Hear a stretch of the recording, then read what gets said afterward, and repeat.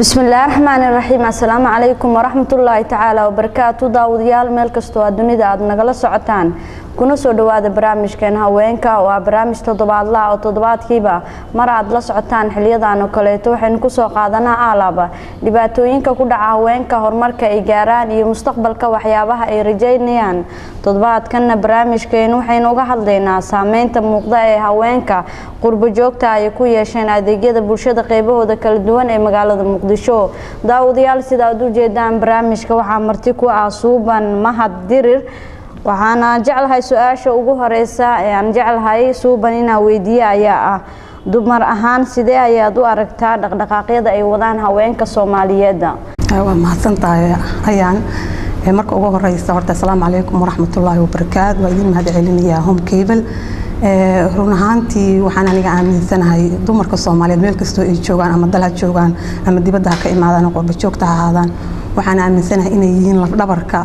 ummadda Soomaaliyeed sidaan aragnana wadanka waxyaabaha ka jira hadii la fiiriyo waxaan maleynayaa inay majority-ga ama badi ay tahay waxyaabaha wax qabanaya dumar soo ma sha Allah dumarka Soomaaliyeed ilaahay ha ruuxsiyo kiciyo waxyaabaha ay qaban amazing qaybtee ayaa si gaar ah ku soo jeedatay adiga hawlaha ay qabtaan dumarka run ahaantii waxa igu dhacday almost 27 bishii hadeertaan March la soo dhaafay waxa igu dhacday geeri xanuun badan oo ku imaatay walaalkay Allah u naxariistay sida Mahad Dirir oo ku geeriyooday masjidul umma naxdinta iyo dhibaatada xoog leh dadka iga saaciday ama isla markii wixii aan dareemay dadka aad muddo inay ila dareemeen waxay ahaayeen hooyooyin Soomaaliyeed barnaamij aan sameeyay oo rajo la dhahana ay igala qayb qaateen hooyinkeeba laga soo sidaayay iyo Somali National TV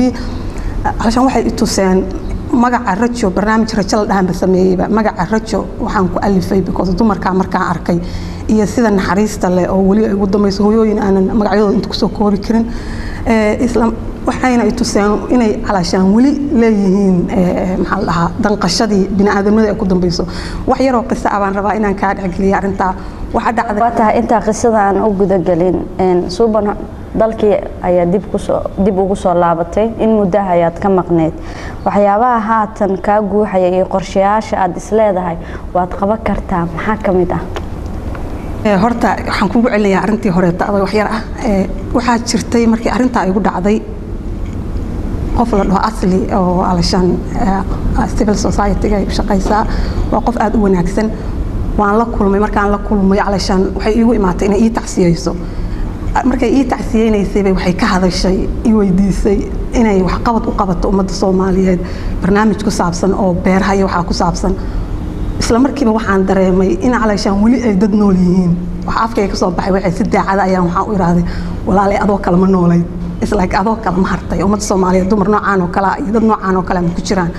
haddana eeda sahro iyo groupyo badan oo magacyadooda inta ku soo koobi karin markii aan la kulmay waxa ay gashay barnaamij la dhaho rajo waxay tahay oo aan aaminsanahay ani kaliya inaan qabanayo aan dumarka Soomaaliyeed iyo dadka ay ku dambayso maanta bini'aadamnimadii islaamnimadii maxaa la dhahaa dad jacaylkii wadan jacaylkii waxyaabaha aan aaminsanahay waxay tahay ummadda Soomaaliyeed rajadii inay ka lumayso marka sidee ummadii Soomaaliyeed rajadeedii iyo loo soo celin karaa alashan qulubtii dadka dhibaatada ku dhacday looga bixin karaa soo noqon kartaa oo horumar loo gaari karaa waa tahay dad fara badan marka ay ka hadlayaan dhibaatooyinka ka dhacay wadankeena waxay ku leeyihiin wadankan rajo ma lahan mashruuca hadda awoodid rajo soo celinta dadka sidee ayaa isdhigi kartaa oo ugu sahlan dadka rajadii waa loo soo celin karaa run ahaantii waxyaabaha aan hadda la kulmay waxay tahay kelmadaha oo negative-ka ah dadka dhan waxaa arkaysaa qofka marka wadanka ka hadlayo waxaa lagu leeyahay hadda kelmado waxaa jira aan wada qortay oo aan aaminsanahay dadka inay ku hadlaan waxaa kamid ah maxaa la dhahaa ku qabso ku qadimayside which is people markay sheegayaan alashan dad kale encouragement ku sameeyaan waxa weeye alashan waxaan ku qabso ku qadimayside qof oranaya ma jirto waa roon alashan ciyaalku waxay arkeen normal tahay waxa ku jirto kale kelmada kale oo ayadana maxaa la aniga xog ii danqisay waxay tahay dil maxaa la dhahaa cid ku ogaanaysa cid ku soo qabanaysa male alashan normal bay dil ka noqotay waxyaabaha kale oo yaab kale waxay tahay inkir alashan cid bini aadan oo ku ogaanaysa ama ku soo qabanaysa ayadana ma jirto daamina waa encouragement kelmadahaas oo kale afka bini'aadanka markay ka soo baxayaan ama ay dadka ku celcelinayaan ilmihii yararka ah waxaan u sheegaynaa inay waxaan normal tahay marka waxyaabaha ugu horeyso oo aniga rajo aan rabo inaan dadku u sheego waxay tahay inaan ku hadalno kelmado fiican kelmado nasteexa leh kelmado annaga aakhiriya adduunba wanaag noo ah ilmaheena iyo generationka soo socda iyo ummadda Soomaaliyeedna wanaag u horseedayo marka waxaan jeclaan lahaa horta kelmadaha negative-ka ah oo khaldan in la joojiyo haday jiraan xataa sidii Soomaalida maahmaahyadii hore tool oran jiray beentaada hore waxay u daran tahay runtaada dambe daaminas maxay ahayd been ha sheegin you have to run sheegtay markaaga hore si maxaa la dhahaa marka dambe ee daacad runta kaaga tahay ama dhabkaaga tahay ama dhibaato ay ku haysato aanan maxaa la dhahaa ee runtii ku anfacdo marka waxaas oo kala u baahannahay waxaan u baahannahay inaan ku hadalno kelmado alashaan ummadan wax u taray qofka bini'aadanka qof walba inuu iska dhowro kelmadaha qaladka wadanka ka dhacaya taas on negative ka looga bixi karaa hadda mid ugu daran oo dadka ay leeyihiin waxay tahay ay ku soo celcelinayaan mar walba sidii yoomil qiyaamihii inay Soomaaliya ka dhacday oo ah nin walba nafta nabiga ummadaa nin walba nafta nabiga ummadaa alashaan yoomil qiyaamo maanta meeshaan mataal meeshaan waxa taal bini'aadamnimo wana loo xisaabinaya haddaan qof bini'aadan oo masaakiin dhibaato inta ku dhacda aan caawino aakhiriya adduunba waa liibaanayna soo waa in loo sheegaa dadka alashaan kelmadaas waa run dad badan way ku dhacdaa waana la arkaa laakiin waa inaan ku bedelnaa positive waa inaan tusnaa ana hadda waxyaabaha waxay u kala faaxaytaa walaalkii Allah ku naxariiso waxyaabo uu sameeyay oo inaba caadi aan ahayn oo mar alla markaan la kulmo magaaladan oo intaas oo sano uu jooga asagoo qurbaha ka imaaday oo wanaag badan sameeyay dan maxaa waa kana ilaahay weynaa waaxid ka gacan ka xaq daran baa dishay meel fiican buu maxaa la dhahaa maanta ilaahay geyn doona hooyada iyo aabahay Allah inay naxariiso janno firdaws ilaahay idin ka waraabiyo labadii xajkay ku aasan yihiin isla waxay sameyn jireen waxay ahayd positive thing waxyaabo wanaagsan in ummadda u sameeyaan ummadana negative ka imaanay adigu uma dirsan adigu waxa lagu dirsaday adiga mas'uuliyadaada so marka negative ka soo baxaya inaan ku bedelno positive marka waxa laga yaabaa in positive kaas ay ka imaato maxaa la dhahaa wanaag badan dadka badan ay iska bedelaan marka focuskayga inta weey inaan kelmado badan oo positive dadka afkooda ku hadlaan insha Allah waa gartay sidee ayaa sidii kartaa marka waa looga shaqeyn karaa in dadka rajadii ay lahaayeen dib loo soo celiyo kelmadaha wanaagsan markii wax badan lagu hadlo waxay imaanaysaa in alashaan qofkii uu ogaado wax wanaagsan inay jirto isla saantaan wax wanaagsan oo qabanaysid qof dhibaataysan maanta jidka haduu maraayo oo aad u nasteexaysid waxa laga yaabaa in dad badan ay arkaan nasteexadaas oo ay kugu daydaan Soomaali waa isku dayataa run ahaantii Soomaali waxa u sheegi lahaa Soomaali waa isku dayataa soo dhaqanka fiican aan looga dayday dhaqanka fiican aan sameeyno soo dumar badan oo waxaan arkay dhaqankii fiican sameeynay laakiin la fadhiya oo la arkaynin walaalkayo kale to xaq Allah u sameeynayo maxaa la dhahaa ajir laakiin aan la arkaynin soo wayna inaan focus karayna dadka waxa fiican sameeynay dadka waxa fiican sameeynay aan soo jeedino media waxay dadka waxa fiican sameeynay in la arko marka in barnaamijka rajo waxaan rajaynayaa inaan dadka fiican iyo waxay sameeynayaan aan mar walba focus karayno si maxaa la dhahaa wanaag uu ku imaado annagana qulubteena isku bedelino aan u arag waxa fiican waxa xun inay fiican yihiin bas waxa san inay fiican yihiin because Soomaaliya waxa u malaysaa waxa lagu leeyahay qofkani waa qof heer sare ah waa qiyaamu sameeyay qofkani waa qof aan la heli karin because maxaa la dhahaa waa wuxuu sameeyay meeshaan u dhacay yaabka ugu daran waxay tahay inta lagu imaado lagu leeyahay maxaa wax u dhici weyday meesha maxaa ka samaysatay wax maadan samaysan inta soo meesha joogtay see qof bini aadan oo u dhigi kara xoolahayga dhac shacabka Soomaaliyeed baa xoolaha iska leh shacabkii baa oranaya xoolahayga dhac oo kaybay ku tahay oo ina xoolahayga dhacay marka waxa soo dhan alashaan in lagu bedelo dadkeenii hore maamaayadeeni in hadda by this time in maamaayo la sameeyo anaga naga imaato kowda Soomaalida ka imaato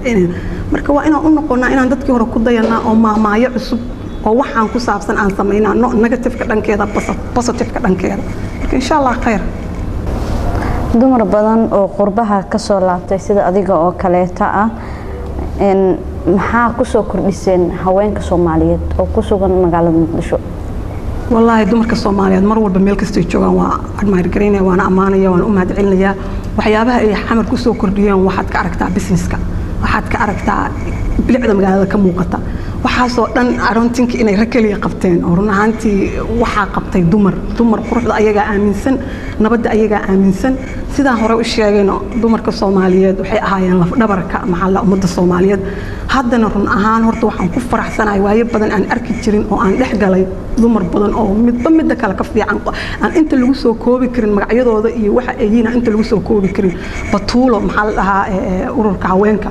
qof la heli kara ma aha halashan waxa ay qabanayso waxa ay damacsan tahay ee dasahro oo gurigeedii ay wish in gurigeeda inta la tago la soo maxaa la dhahaa sawiro dhaqanka iyo dhaqanka yaala in la soo sawiro sida loo arko waxa ay sameynayso islaag waxa jira ilaahay hadii laga baqaayo wax badan oo ummadda Soomaaliyeed mujtamaca Soomaaliyeed ka qarsoon oo ay dumar sameynayaan marka ay wish waxaas oo dhan inaan soo bandhigno dumarkaas wanaagsan oo dhan waxay qabteen inaan soo bandhigno marka allaara dumar waxa jirta iga raali ahaad hadaan magacyadeen inta ku soo koobin laakiin midba kale aanan waxay qabanaysa iyo waxay sameynaysa aan la malaysan karin soo alxamdulillah dad baan noo haray wali waxa la oran jiray maxallaha caanadaate waa la daba qabtaa wali qabashaan leenahay haddii aan aniga ma aynay raggeena Soomaaliyeed waxba kama sheegayo balse horta aan focus garayna dumarka iyo waxay qabanayaan because dumarka waxay u taagan yihiin mar walba nabadda waxay u taagan yihiin jacaylka waxay u taagan yihiin maxaa la dhahaa wax kasta oo adduunka aragto hagaagsan waa dumar bas ilaahay baa naga dhigay wax qurxoon oo meel yaala naga dhigay taasaan u sameysanahay dumar ahaan inkastoo dad baan ay doonaan calashaan feminist waaye I'm not a feminist ma ihi laakiin waa wax aan aaminsanahay inay dumarka Soomaaliyeed yihiin laf dhabarka teeda kale tan raggeena waagii hore waa noo dagaalami jireen oo waagii hore gabadha waxay ahayd qof waxa kaliya oo Soomaaliyeed isku dagaasho taas karaamadii iyo sharaftay dumarka leeyahay in la soo celiyo dumarkii la fiiriyo waxa ay qabanayaan annaga ma oranayna maxaa la dhahaa wax kasta u baahan waxaan leenahay horta hana la fiiriyo waxaan qabanayno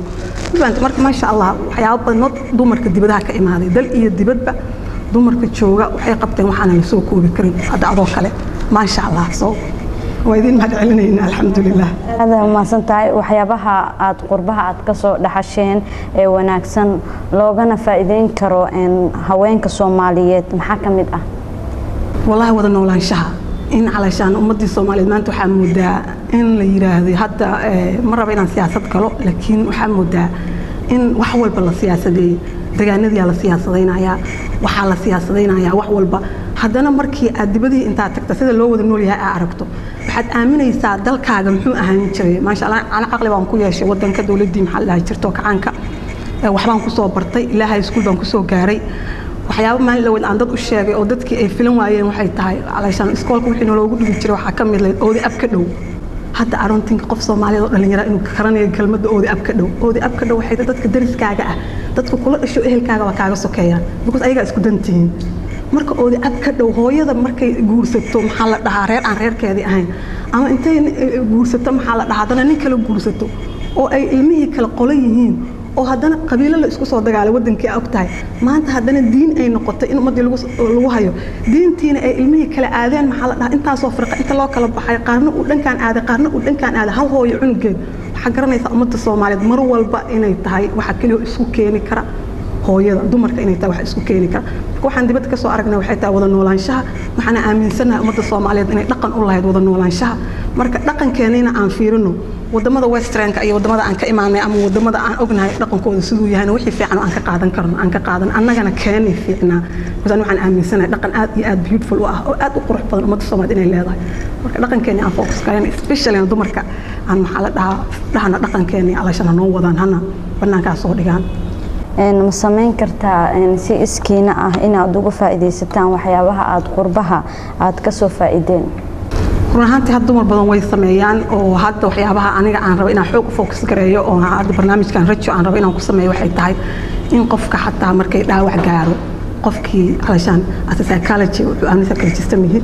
balse markuu dhaawac ku gaaro waxa u baahan tahay in lagu hadlo waxa u baahan tahay in lagu dhageysto waxaad u baahan tahay intaadan horta bulshadii ku noqonin dhibka ku gaaray in aad calashaan wiiga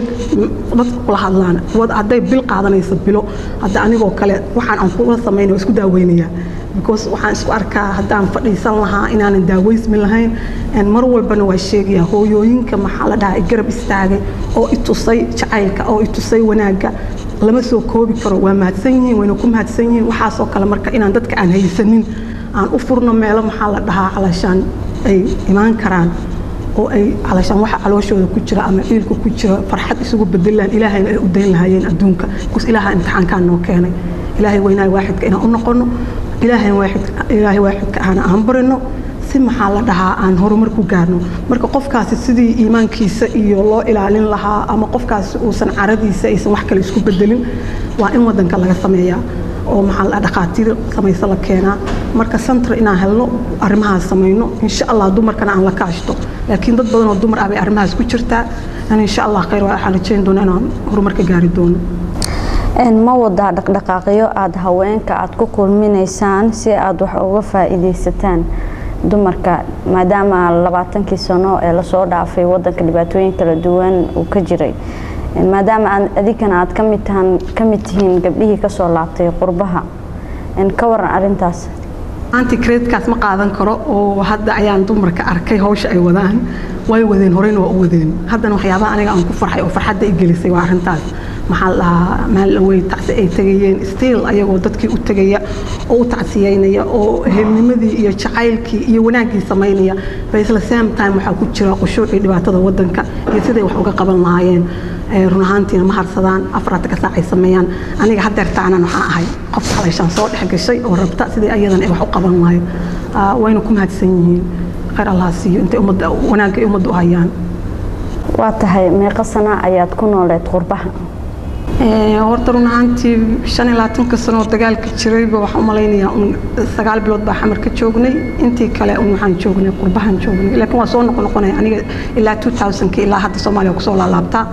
dawladdan waxaan u shaqeynayay soo alxamdulillah waa qof waxaan ahay wadanka armiisa ka warqabto imaata mar walba waxaad ka mid tahay dadkii ku noolaa qurbaha markii aad dalka dib ugu soo laabatay maxaa kala kulantay horta 2000 wadan ku soo laabtay qiso dheer hadaan gadaal ugu laabto laakiin markaan soo laabtay isla markiiba waa hadda sheekadan kaaga sheekeynay oo kaleeto waxaan wadanka ka baxay ayadoo dagaalkii sokeeye uu jiro waxaan ku baxay anigoo maxaa la dhahaa calaashaan jug iyo waxyaabo isoo gaareen anigoo aaminsanay inaan Soomaaliya ku soo noqonayo marka dhakhtar baa wuxuu yiri go back to xamar meesha wax kaaga dhaceen ku laabo marka ku laabatid waxa laga yaabaa inaad maxaa la dhahaa calaashaan habeen markii aad sasaysaa adoo maxaa la waxaad ku soo sasaysaa wixii dhacay runaantii waxaan sameeyay markii Cabdiqaasim imaanay baan soo raacay waxaan la kulmay ilaa iyo Baldogle ilaa iyo xamar dadka waxay siteen caleemo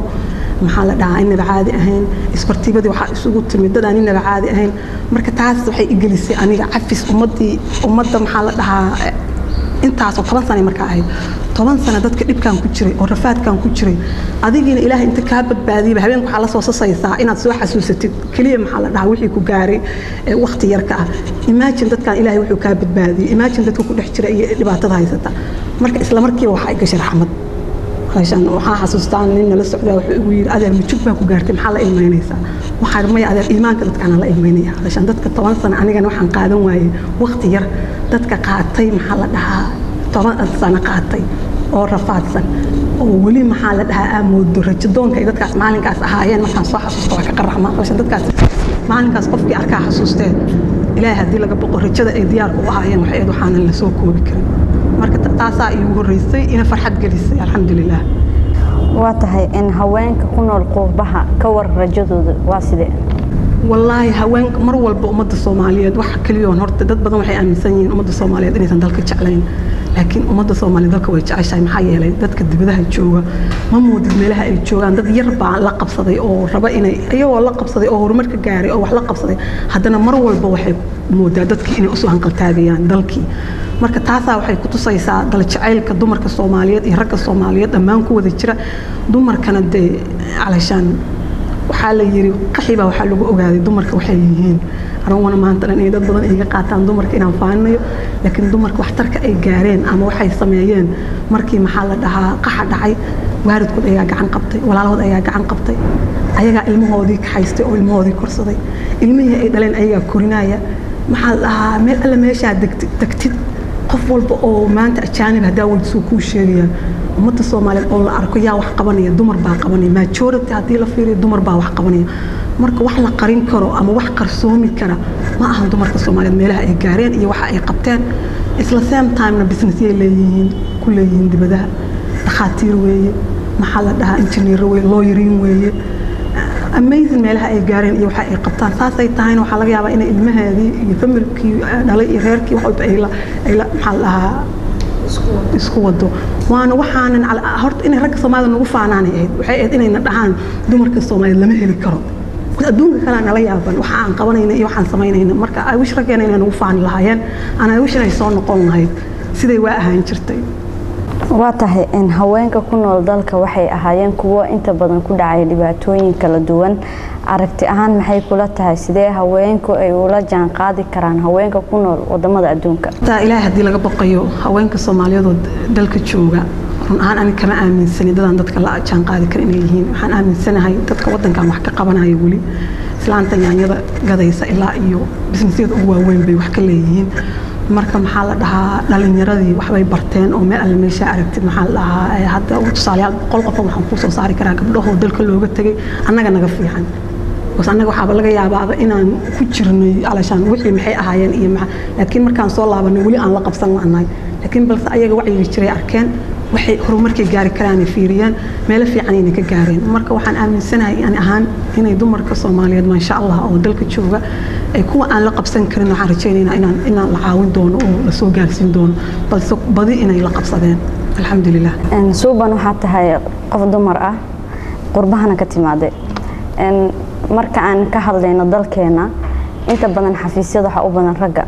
dumarku ay ku yar yihiin caqabado fara badan baa haysto arintaas ka waran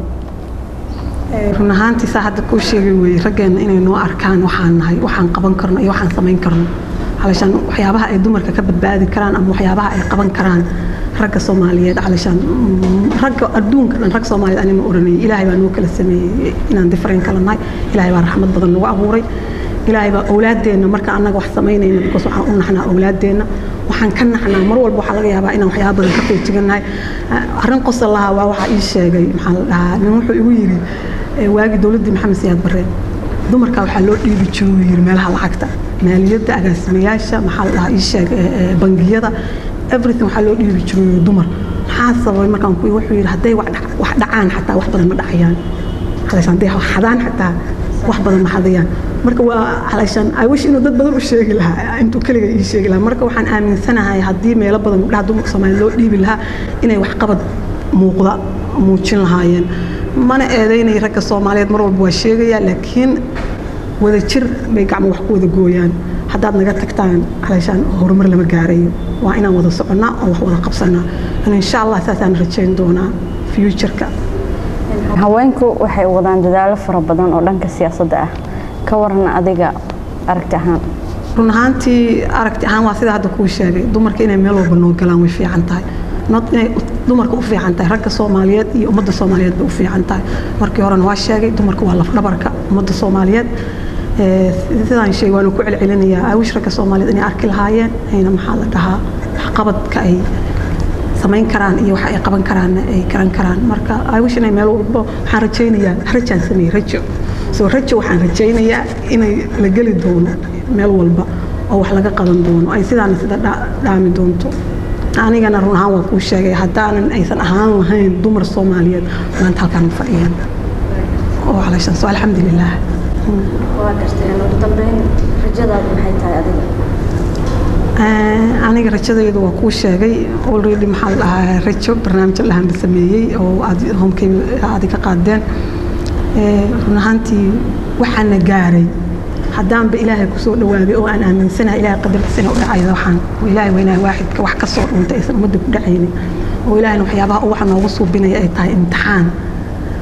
imtixaankiisa aan ugu gudbin lahayn waa inaan anfalankeeda qabana marka rajadayda way fiican tahay haddaan mar un imtixaankiisa uga gudubtaa aan taagnahay soo waxaan malaynayaa maraan ka rajo fiicnahay adduunka inuu soo marin soo alxamdulillah haweenka Soomaaliyeed ku daawanaya ee la socda barnaamijka haweenka ee ka baxan Cable TV maxaa u soo jeedinaysaa wallahi waxaan u soo jeedin lahaa horta arrin qaracan ah oo dhibaato ah oo meel walba naga haysata ayaan ummadda Soomaaliyeed dhamaanteed especially gabdhaha Soomaaliyeed aan kala hadlayaa taasoo ah in aan dhibaataysanahay Soomaaliya haddaan nahay tan ugu daran ay tahay dumar ahaan inaan dhibaataysanahay waxyaabaha aan ku dhibaataysanahay waxay tahay dal iyo dibadba ilmaheena dhibaatoonaya ilmaheena dhimanaya ilmaheena xabsiyada ku jira ilmaheena maxaa la dhahaa علشان wax kasta oo maanta xun ku dhacayaan saan u yeelan karnaa mustaqbal oo maanta dadkii mustaqbalkii barita dadkii ahaa way dadka dhibaatada ku dhacayso marka waxaan oran lahaa hooyo walba oo Soomaaliyeed iyo gabar walba oo Soomaaliyeed waxay raggeena isku haystaan intaan ka baxno gacmaha inta isqabsan ayagana aan soo kicino aan ku soo kicino rajo oo ah sidaan ku rajayn lahayn inay maanta maalin ka fiican aan heli doono aynan maanta nooga yaraan doonto haday sanadka dambe nooga yaraato in xabsiga ilmaheena galay dibadaha ay yaraato alxamdulillah haday wadanka ilmaha dhimanaya iyo dadka dhimanaya ay yaraato alxamdulillah marka dumarka Soomaaliyeed waxaan ka codsanayaa dumarka kale inta jooga oo wax qabanayana waa sidaan sheegay dad la heli karo ma aha anigana la'aantood meeshaan ma fadhiyeen waxaan ka codsanayaa iyagana inay wax nala qabtaan oo ay siday halashaan noola shaqayn lahaayeen ama sidaan ku wada shaqayn lahayn annagoo meel kasta maanta waxa Soomaaliya ka dhacaya waxa ka dhacaya meel walba oo ah imtixaan ilaahayna imtixaamay haddana waxaan oranayaa hay'adaha lahaadaan ragga Soomaaliyeed awalba annaga ragga hogaamin jirnay annaga meesha fiican ay meesha u jeedin jirnay haddana aan u jeedino meesha fiican ilaahay laga baqo dhanka fiican aan u jeedino gacmahana ay qabsanayso marka Soomaaliya daanahay guud ahaan daawadayaal waxaan intaasi aynu ku soo afmeeraynaa barnaamijkeena haweenka oo toddobaadkan sida aad u jeedeen barnaamijka marti iigu ahayd Suuban Mahad Dirir barnaamijka waxa idin soo saartay anigoo ayaan Cabdulla Guure dhanka kaamirada waa wadajirkii Cismaan Maxamed Xasan Aytullaahi Maxamed Cabdishakuur Antonia dhanka farsamada barnaamijka waa Cismaan Maxamed Xasan Aytullaahi dhamaanteen isku duubantan iyo kulan dambo sida iyo nabad galiyo